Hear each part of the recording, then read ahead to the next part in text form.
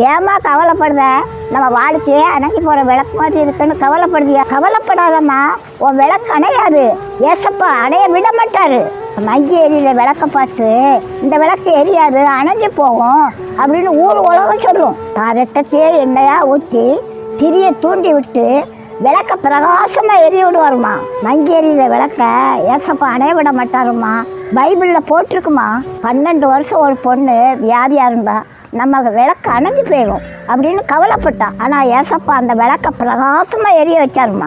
உன் குடும்ப விளக்கும் பிரகாசமாக எரியுமா.